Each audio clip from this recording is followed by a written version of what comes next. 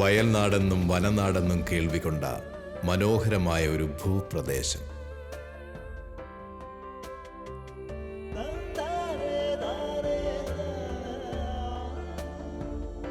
വന്യമായ ആസുരമായ വനത്തിൽ ഇടതൂർന്ന മാമരങ്ങളുടെ നീണ്ട നിരകൾ. പശ്ചിമഘട്ടത്തിന്റെ മനോഹരവും സുഭിക്ഷവുമായ അതിർത്തികൾ കൊണ്ട് സംരക്ഷിക്കപ്പെട്ട പ്രദേശം. ചരിത്രം അതിൻ്റെ ഗരിമ തെല്ലും കുറയ്ക്കാതെ ഈ നാടിൻ്റെ മണ്ണിൽ അടയാളങ്ങൾ ബാക്കിയാക്കി കടന്നുപോയതിൻ്റെ തുടർച്ചയെന്നോണം കുടിയേറ്റത്തിൻ്റെ ഒഴുക്കും ആരംഭിച്ചു. പാലും തേനുമൊഴുകുന്ന നാട് തേടി പുറപ്പെട്ട പുറപ്പാടിൻ്റെ തലമുറയെ ഓർമ്മിപ്പിക്കും വിധം യാത്രയായവർ മലബാറിൻ്റെ മണ്ണിലിടം തേടി. ജീവിതച്ചാലുകൾ തീർത്ത് വിയർപ്പ് കൊണ്ട് പൊന്നുവിളയിക്കാൻ അവർ മണ്ണിലേക്കിറങ്ങി. അവർ വിതച്ചിട്ട വിത്തുകൾ 6ആയും 60ആയും 100ആയും പടർന്നു. പടുത്തുയർത്തിയ ആ പറുദീസയ്ക്ക് പേര് വയനാട് എന്നായി. വയനാടിൻ്റെ കേന്ദ്രമായ കൽപ്പറ്റയിലും കുടിയേറ്റത്തിൻ്റെ കാൽപെരുമാറ്റം കേട്ടു. പൈതൃകത്തിന് പേരുകേട്ട കൽപ്പറ്റയുടെ നിറകിയിൽ പൊൻതൂവലായി കർത്താവിൻ്റെ ആലയം അവർ കെട്ടി ഉയർത്തി. വിശ്വാസത്തിൻ്റെ പൊൻതിളക്കത്താൽ പ്രശോഭിതരായ ഒരു ജനത ഇവിടെ ആത്മീയ അടിത്തറയ്ക്ക് തുടക്കം കുറിച്ചു. ഇന്ന് വയനാടിൻ്റെ സിരാകേന്ദ്രമായ കൽപ്പറ്റയെ തിരുഹൃദയത്തിൻ്റെ പ്രകാശരശ്മികൾ അലങ്കൃതമാക്കുകയാണ്.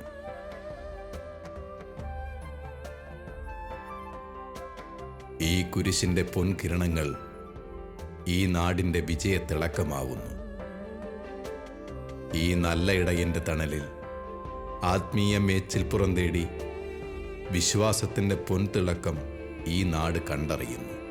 ആത്മീയതയോടൊപ്പം സാമൂഹികമായ ചുറ്റുപാടുകളിലെ അഴുക്കിടങ്ങളെ കഴുകി വൃത്തിയാക്കുന്നതിലും ബദ്ധശ്രദ്ധനാണ് ഈ വൈദികൻ. ഇടവക ഭരണം വിശ്വാസികളിൽ മാത്രം ഒതുങ്ങേണ്ടതല്ല, അത് സാമൂഹിക പരിഷ്കരണ പ്രക്രിയയ്ക്ക് ഉതകും വിധം സമൂഹത്തിലേക്ക് വ്യാപിപ്പിക്കേണ്ടതാണെന്ന് അച്ഛൻ പ്രവൃത്തിയിലൂടെ നമുക്ക് കാണിച്ചു തരുന്നു. മഞ്ഞണിഞ്ഞ മലകളുടെ റാണിയായി നിലകൊള്ളുന്ന വയനാടിൻ്റെ ആസ്ഥാന കേന്ദ്രമായ കൽപ്പറ്റയിൽ നിലകൊള്ളുന്ന തിരുഹൃദയ ദേവാലയത്തിലെ അമ്മമാരായ ഞങ്ങൾ മാതൃസംഘടനയിൽ പ്രവർത്തിക്കുന്നു. ഞായറാഴ്ചത്തെ ദിവ്യബലിക്ക് ശേഷം ആനിമേറ്റർ സിസ്റ്റർ മേരി ജോസഫിൻ്റെ നേതൃത്വത്തിൽ മാതാവിൻ്റെ തിരുസ്വരൂപത്തിൻ്റെ മുമ്പിൽ മുട്ടുകുത്തുകയും ഞങ്ങളുടെ കുടുംബങ്ങളെയും ദേവാലയത്തെയും ഈ നാടിനെ തന്നെയും സമർപ്പിക്കുന്നു, പ്രാർത്ഥിക്കുന്നു.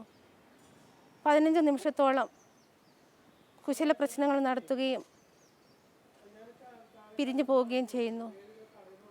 മാസത്തിൻ്റെ എല്ലാ 2ാം ഞായറാഴ്ചയും വികാരി അച്ഛൻ്റെ നേതൃത്വത്തിൽ ആനിമേറ്റർ സിസ്റ്റർ മേരി ജോസഫിൻ്റെ നേതൃത്വത്തിലും യോഗം ചേരുകയും കൂട്ടായ തീരുമാനങ്ങൾ എടുക്കുകയും ചെയ്യുന്നു. പ്രധാനമായും ഞങ്ങൾ രോഗി സന്ദർശനം, ഭവനരഹിതരായവർക്ക് വേണ്ടിയുള്ള ഭവന നിർമ്മാണം, സെമിനാറുകൾ നടത്തുക, ഇവയെല്ലാം ചെയ്തു പോരുന്നു. കൂടാതെ അമ്മമാരുടെ നേതൃത്വത്തിൽ വർഷത്തിലൊരിക്കൽ തീർത്ഥാടനത്തിന് പോകുന്നു. പ്രത്യേകിച്ച് മലയാറ്റൂർ, വേളാങ്കണ്ണി, ഗോവ എന്നീ പ്രദേശങ്ങളിൽ പോകുന്നു. നിർധനരായ അമ്മമാർക്ക് എല്ലാ സഹായവും ചെയ്തു കൊടുക്കുന്നു. വർഷത്തിൽ 2 പ്രാവശ്യം ഇവിടെ വെച്ച് സെമിനാറുകൾ നടത്തപ്പെടുന്നു.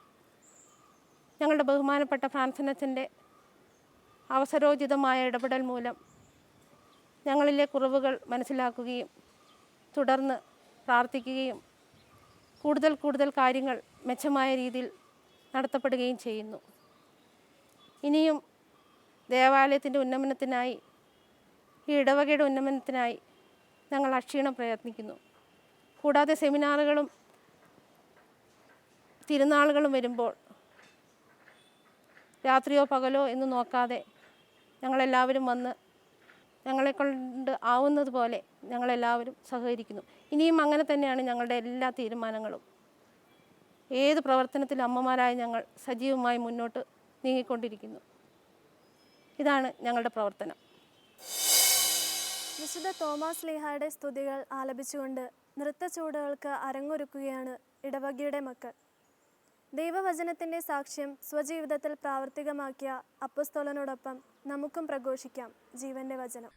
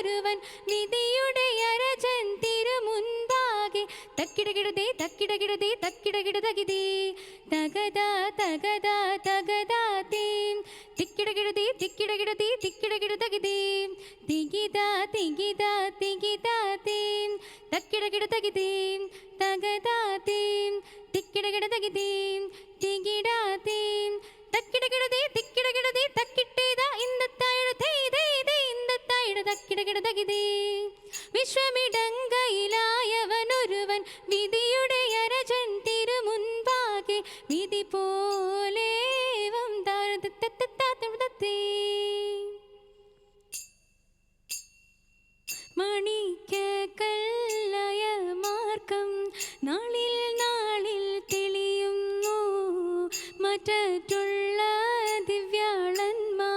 മെല്ലെ മെല്ലെ ചവളുന്നു ലോകവീതി നീളെ മാർഗം ഏറെയറ്റം വളരുന്നു ലൗകികങ്ങൾ നീളെ നീളെ ചൊല്ലിപ്പലരും ചേരുന്നു കണ്ടില്ലെന്ന് ചൊല്ലുന്നവരെ കണ്ടാലധികം ചേരുന്നു കണ്ടും കൊണ്ടും ചൊല്ലാൻ ഇഷ്ടം മാറോടൊക്കെ ചേരുന്നു കണ്ണിമായിലൂടെയൊക്കെ കൂടെ ചേർന്നവരൊരു പോലെ കാരീരുളിലയ പഞ്ച മഞ്ചം തെളിവായി ചൊല്ലുന്നു എല്ലാ നേരം മാർത്തോമാനെ ചൊല്ലുന്നു എല്ലാ നേരം മാർത്തോമാനെ ചൊല്ലി മനസ്സില്ലെന്ന് ദിനമേറെയുള്ളവരും തീയോടേറ്റം തീണ്ടാതെ സീമ കൂടാതൊരു കൂട്ടം ഓർത്തു കേട്ടു കോപിച്ചു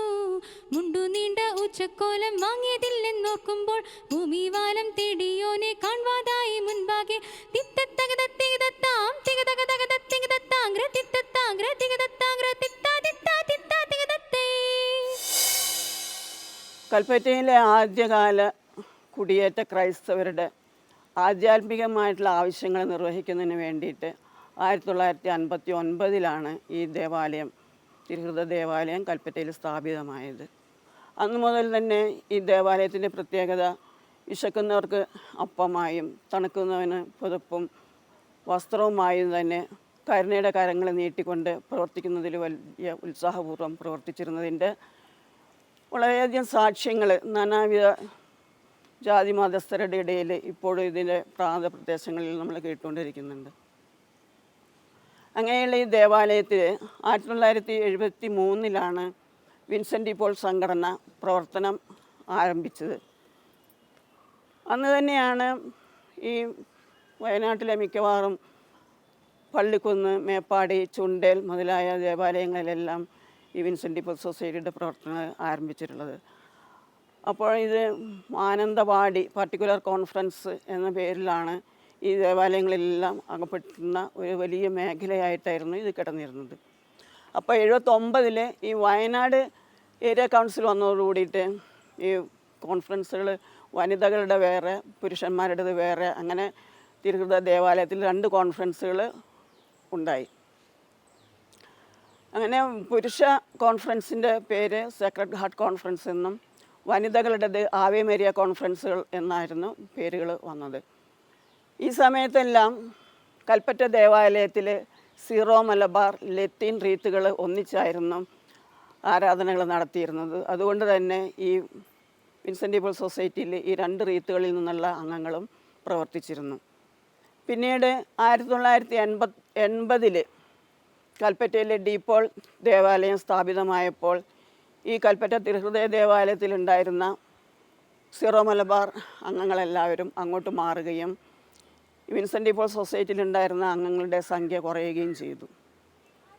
അധികം താമസിയാതെ തന്നെ വീണ്ടും അംഗങ്ങൾ കൂടുതലായിട്ട് ചേരുകയും കൂടുതൽ പ്രവർത്തനങ്ങൾ മെച്ചപ്പെടുത്തുവാനും സാധിച്ചു. അങ്ങനെ 1974 ജനുവരി മാസത്തിലാണ് ഈ കോൺഫറൻസ് ഈ പുരുഷ വനിത വിഭാഗങ്ങൾ ഒന്നിച്ചായിരുന്ന സമയത്ത് തന്നെ ഇതിന് അഗ്രിഗേഷൻ ലഭിച്ചു. അതിനുശേഷം 1989 മുതൽ ഇതിന് വിദേശ സഹായങ്ങൾ കിട്ടി. അങ്ങനെയാണ് ഇതിൻ്റെ പ്രവർത്തനങ്ങൾ മുമ്പോട്ട് പോയിരുന്നത്. ഓരോ കോൺഫറൻസിനും 5 ദത്ത് കുടുംബങ്ങളെങ്കിലും ചുരുങ്ങിയത് ഉണ്ടായിരിക്കണം എന്നുള്ളത് വളരെ നിർബന്ധമാണ്. അങ്ങനെ പുരുഷ വനിത 2 വിഭാഗങ്ങളിലും 5 ദത്ത് കുടുംബങ്ങൾ വീതമുണ്ട്. ഇതിൻ്റെ പ്രത്യേകത എന്താണെന്ന് വെച്ചാൽ നമ്മൾ മറ്റുള്ളവരെ സഹായിക്കുന്നതിനേക്കാൾ കൂടുതൽ ഈ 5 ദത്ത് കുടുംബങ്ങൾക്ക് വേണ്ടിയിട്ടാണ് നമ്മൾ സഹായങ്ങൾ കൂടുതൽ കരുതുന്നത്. പ്രത്യേകിച്ച് വിദേശ സഹായങ്ങൾ ഈ ദത്ത് കുടുംബങ്ങളുടെ ഉന്നമനത്തിന് വേണ്ടി മാത്രം പ്രവർത്തിക്കാനുള്ളതാണ്.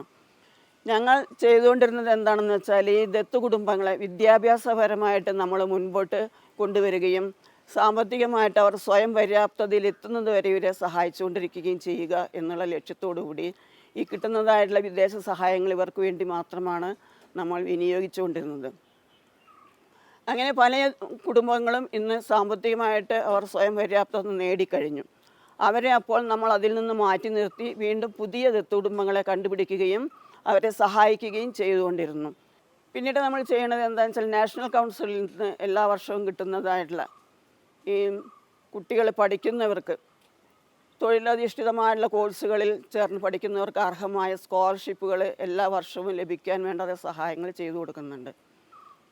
1 മുതൽ 10 വരെ ക്ലാസ്സുകളിലുള്ള കുട്ടികൾക്ക് വർഷം തോറും വിദ്യാജ്യോതി സ്കോളർഷിപ്പ് കിട്ടുവാനുള്ള സഹായങ്ങളും ചെയ്തു കൊടുക്കുന്നു.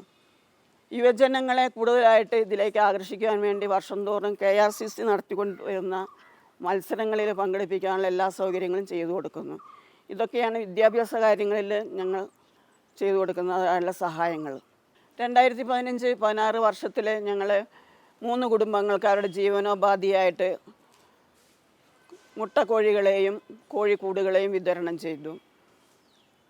പിന്നെ 15-16-17 2 വർഷങ്ങളിൽ സെൻട്രൽ കൗൺസിൽ ഏർപ്പെടുത്തിയിരുന്നു ധനസഹായത്തിന് വേണ്ടിയിട്ട് സ്നേഹനിധി കൂപ്പൺ. അത് ചിലവാക്കി ധനശേഖരണത്തിലും കൽപ്പറ്റ ആവേ മേരിയ കോൺഫറൻസാണ് 2 വർഷങ്ങളിൽ മുൻപിട്ട് നിൽക്കുന്നത്.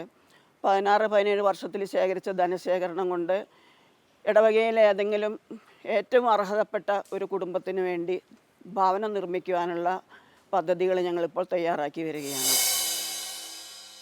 കുഞ്ഞുങ്ങൾ എൻ്റെ അടുക്കൽ വരട്ടെ, അവരെ തടയേണ്ട എന്ന യേശുനാഥൻ്റെ വാക്കുകൾ എന്നും പ്രസക്തമാണ്. ദൈവരാജ്യത്തിൻ്റെ രഹസ്യങ്ങൾ നൽകപ്പെട്ടിരിക്കുന്ന ഇളം മനസ്സുകളോടൊപ്പം നമുക്കും ദൈവത്തെ സ്വാഗതം ചെയ്യാം. കുഞ്ഞിളം കൈകൾ കൂപ്പി ഹല്ലേലൂയ ഞങ്ങൾ പാടാം.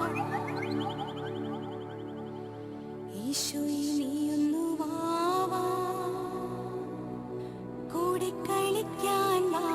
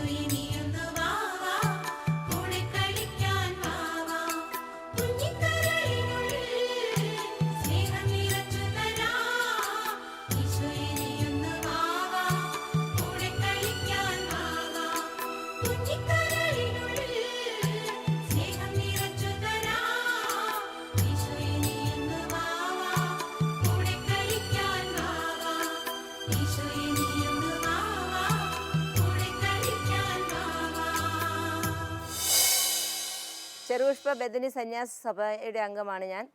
എൻ്റെ പേര് സിസ്റ്റർ ഡെയ്സി മാണി. ഇന്ത്യയുടെ നാണ്യവിള സ്രോതസ്സുകളിലൊന്നായ വയനാട് ജില്ലയുടെ ഹൃദയഭാഗത്ത് സ്ഥിതി ചെയ്യുന്ന കൽപ്പറ്റ ടൗണിനോട് ചേർന്നുള്ള തിരുഹൃദയ ദേവാലയത്തിൻ്റെ കീഴിൽ 1973 ജൂലൈ 25 സെൻറ്റ് ജോസഫ്സ് കോൺവെൻറ്റ് സ്ഥാപിതമായി.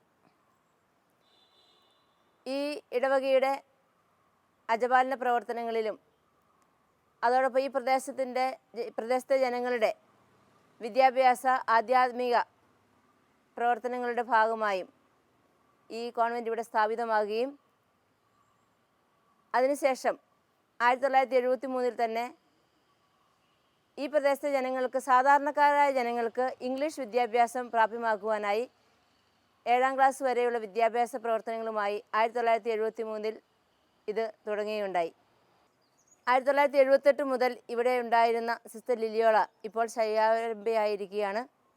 എങ്കിലും സിസ്റ്റർ പ്രാർത്ഥനയിലൂടെ ഞങ്ങളുടെ എല്ലാ പ്രവർത്തനങ്ങൾക്കും സപ്പോർട്ട് ചെയ്തുകൊണ്ടിരിക്കുന്നു. ഈ കോൺവെൻറ്റിൻ്റെ ഒരു ഘടന എന്ന് പറഞ്ഞാൽ superior, assistant superior first councillor, second councillor, procurator, bursar, മറ്റ് അംഗങ്ങൾ, ഈ രീതിയിലാണ് പ്രവർത്തിക്കുന്നത്. ഒരാളൊഴികെ ബാക്കി 7 പേരും ഇപ്പോൾ ഈ സ്കൂളിൽ വിദ്യാഭ്യാസ രംഗത്ത് പ്രവർത്തിച്ചുകൊണ്ടിരിക്കുന്നു. ഇവിടുത്തെ സിസ്റ്റേഴ്സ് വിദ്യാഭ്യാസ പ്രവർത്തനങ്ങൾക്കും അപ്പുറമായി ഇടവകയുടെ അജപാലന പ്രവർത്തനങ്ങളിൽ വളരെ സുസ്ഥിരമായ സേവനം ചെയ്തുകൊണ്ടിരിക്കുകയാണ്.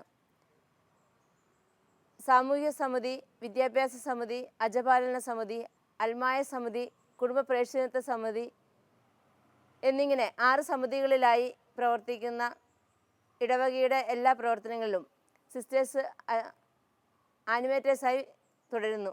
അതോടൊപ്പം ഈ തിരുഹൃദയ ദേവാലയത്തിന് കീഴിലുള്ള എല്ലാ ഭക്തസംഘടനകളുടെയും 15 കുടുംബ യൂണിറ്റുകളുടെയും ആനിമേറ്റേഴ്സായിട്ടും ഇവിടുത്തെ സിസ്റ്റേഴ്സ് സേവനം ചെയ്തു വരുന്നു.